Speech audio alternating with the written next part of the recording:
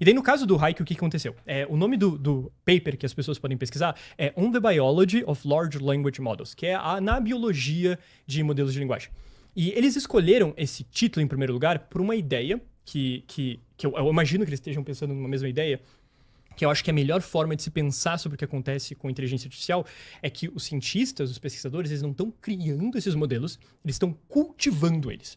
No sentido que eles estabelecem as regras de crescimento desses modelos, eles estabelecem para onde esse modelo vai, da onde ele veio, digamos assim, as pressões de treinamento, os dados que eles vão ter, mas o porquê que esses modelos têm, os pesos que eles têm dentro deles, por que eles têm os parâmetros, porque você olha para dentro deles, você vê uma quantidade insana de números.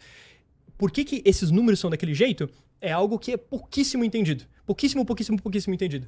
E não só isso, como, digamos assim, a gente não sabe quais estratégias o modelo está usando para resolver problemas que a gente está pedindo para ele resolver. Quão assustador é isso? Um pouquinho. É de fato um pouco assustador? Então. Ou estamos falando de, como a gente estava falando lá no começo, de uma brincadeirinha, isso aí não é porra nenhuma, tá tranquilo. Uhum. Ou, fudeu, vai matar a gente.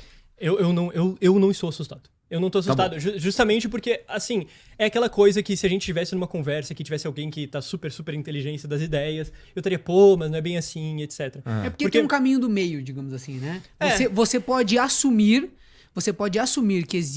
que o modelo tem capacidades impressionantes, você pode assumir que tem uma parte da compreensão disso que ainda nos escapa de uma certa forma, ou que a gente tá lidando com algo que é cultivado, que não é fabricado 100%, mas ao mesmo tempo você não precisa assumir que é super inteligente, ou que a super inteligência tá chegando amanhã, né? Eu acho que essa é a... Tá. Eu acho que até eu acho que é até legal.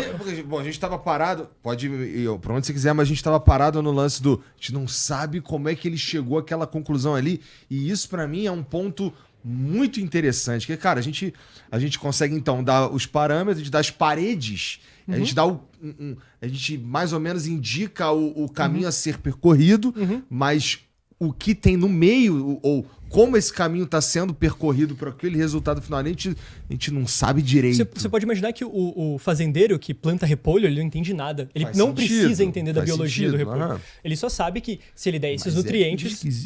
Não, e ele pode ficar expert em plantar repolho. Ele pode mas ser o melhor alguém plantador sabe, de repolho porra. O biólogo, sei lá, alguém sabe como é que aquela porra ali acontece. É por isso que eu falei que o artigo se chama On the Biology of Large Language Models, na biologia, porque a gente está tentando, digamos assim, certos grupos de cientistas que trabalham na área especificamente de interpretabilidade mecanística, estão tentando fazer exatamente isso. Tá. Só um disclaimer que eu quero dar antes da gente prosseguir, é que eu não acho que esses modelos são tão inteligentes quanto o ser humano, por exemplo. Eu acho que, em certo sentido, ele não é tão inteligente quanto uma criança de 2 anos. Em certo sentido, ele não tem as mesmas capacidades que a pessoa mais burra que você já viu por aí. Porque faltam certas coisas que seres humanos têm, que esses modelos não têm.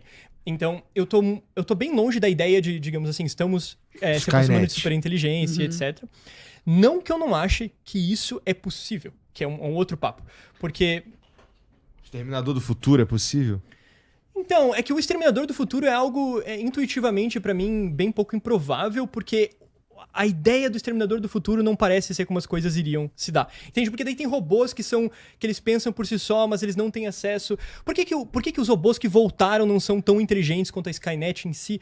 Tem um monte de coisa no Exterminador do Futuro que me incomoda. Mas assim, o que acontece? A ideia de maldito. Você refutou o Exterminador do Futuro porque o robô não vai ser desse jeito. Não é que ele não vai ser super inteligente. Não, mas é super inteligente, lógico. Tu tá vendo que esse robô é meio burro? Olha ali. Isso que vai dominar a gente? Não, vai tomar no cu, pô. É que, digamos assim, essa pergunta, o fundamento dela, existe superinteligência? Existe essa possibilidade de a gente, ao criar uma entidade qualquer que seja superinteligente, que a gente, no sentido de muito mais inteligente que um ser humano, ou muito mais inteligente que grupos de seres humanos, por exemplo, mais inteligente que o mercado em si. Se a gente assumir que o mercado é um grupo de seres humanos trabalhando para tentar decidir o preço das coisas, isso é um tipo de processamento, eles estão fazendo um tipo de computação.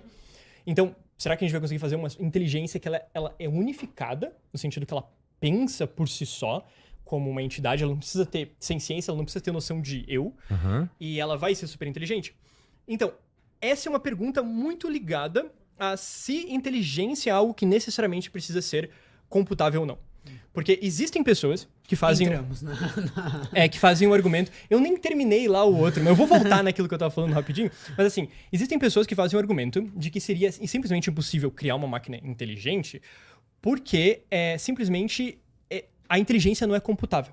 A gente já consegue entregar para uma máquina todos os inputs que um ser humano consegue ter?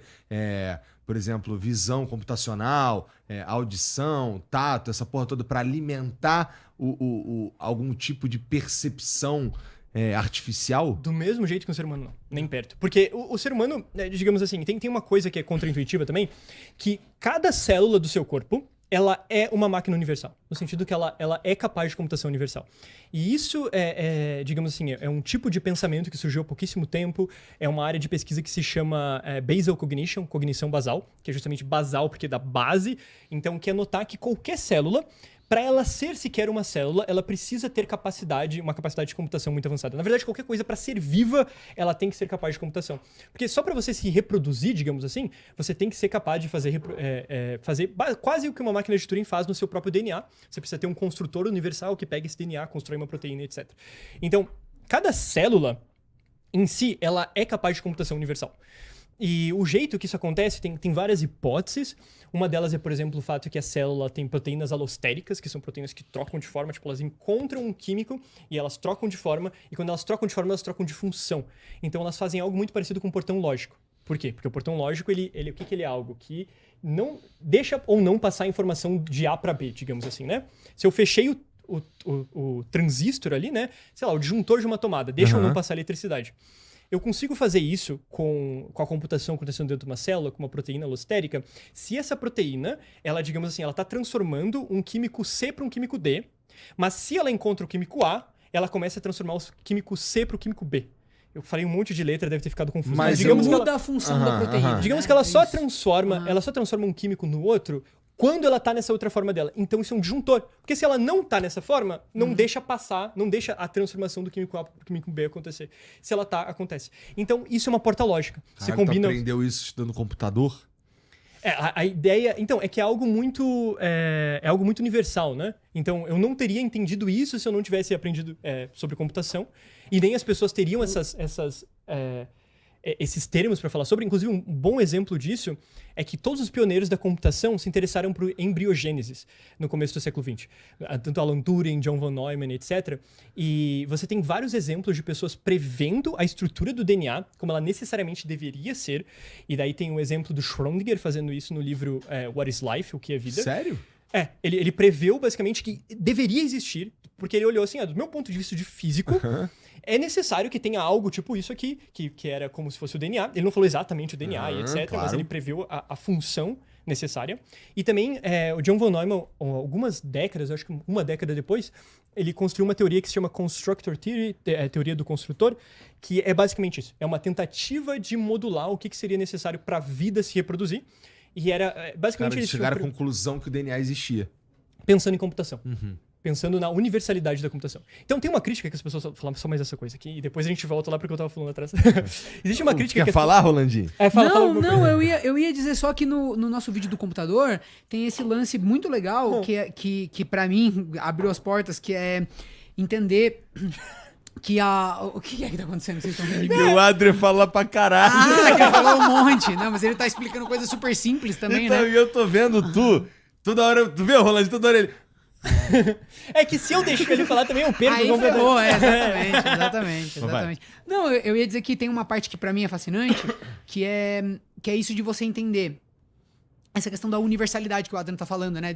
Por exemplo, você tá olhando computação e você começa a pensar em processos biológicos. Eu, inclusive, fiz biologia, né? Não terminei, mas a minha área de maior interesse na ciência por muito tempo foi biologia. E estudei na faculdade as proteínas, etc e tal. É muito interessante como elas são máquinas que podem mudar de função dentro da célula. E aí, relacionar isso com computação, quando eu vi o vídeo, começou a ficar mais óbvio pra mim. A parte que eu achei legal é que o vídeo ele começa falando sobre lógica e como que você pode transformar a lógica dos gregos mesmo, assim, do estudo da lógica, em um processo que pode ser automatizado, que você consegue ver ele acontecendo, você consegue montar um circuito que executa aquela lógica. E isso vai. Isso tá meio que na fundação do que é um computador, entende? De você pegar um disco. Lá no nosso vídeo a gente faz lá a seleção do candidato, que é o lobo-guará.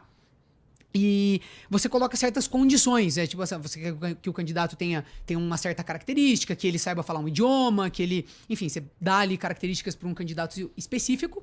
E a gente, com LEDs, a gente montou um circuito dentro de um... Fios e clips. Fios e clips, E né? baterias. E baterias. Mas é uma coisa que a gente fez, assim, super... Eu criei uma resistência juntando um monte de clips, por exemplo, né? É super rudimentar. A gente consegue passar um candidato por isso... que é uma coisa física que tem em cima da minha mesa, e ele me diz no final se o candidato está apto ou não, segundo as regras que eu coloquei para o candidato que eu quero. Então você vê que eu primeiro pensei em algo, e eu consegui depois transformar isso numa máquina, não é uma máquina ainda, né? Mas é algo físico que testa para mim os candidatos. E eu acho que esse caminho, devagarinho, que o vídeo faz, ele te propõe a pensar que essas coisas estão todas ligadas, entende? Entender como um computador funciona e te mostra como as coisas no mundo, na biologia, etc., também devem estar ali pela mesma vereda, sabe? Muitas vezes. Só deixa eu complementar, talvez, um pouco isso. Algo interessante do que o Rolandinho tá falando é que eram regras, digamos assim, eu só contrato o candidato se ele morar em São Paulo, ou eu só contrato o candidato se ele cobra menos do que 3 mil reais por mês, algo nesse sentido. Você pega um conjunto de regras e a gente montou fio, digamos assim, é quase algo de eletricista, assim, a gente montou fios e baterias e clips. Esse clips ele pode estar conectando ou desconectando, e para demonstrar o que é computação, porque aqueles clipes, digamos assim, passar energia por aquele circuito responde se você contrata ou não. Porque você estabeleceu as regras que você tem, você consegue transformar isso em clipes, fio e bateria, e daí você passa energia ali, e se acendeu o LED lá no final, ele tá contratado, senão... E dá pra entender fácil isso, porque é um fio, por exemplo, que tá levando pra um fio, que daí a energia passa por ele, ia chegar num LED, mas tem um clips ali. Esse clips fala inglês ou não fala inglês. Então, se fala inglês, tá fechado, se não fala inglês, está aberto. Então, aí no caso, se esse candidato fala inglês, eu fecho esse clips, dizendo que sim, ele fala, a energia vai passar para a próxima condição que eu coloquei. Se não fala, mamou já. Se não fala, o LED lá no final não vai acender. Então você vê que é uma coisa muito simples de entender. No vídeo dá pra ver porque tá tudo ilustrado. É muito simples de entender o que tá acontecendo. Muito, muito, muito mesmo. É um As negócio pessoas muito... não entendendo nada ouvindo isso. Não, mas é muito rudimentar, assim, entendeu? E você entender que aquilo é computação é muito, muito fera.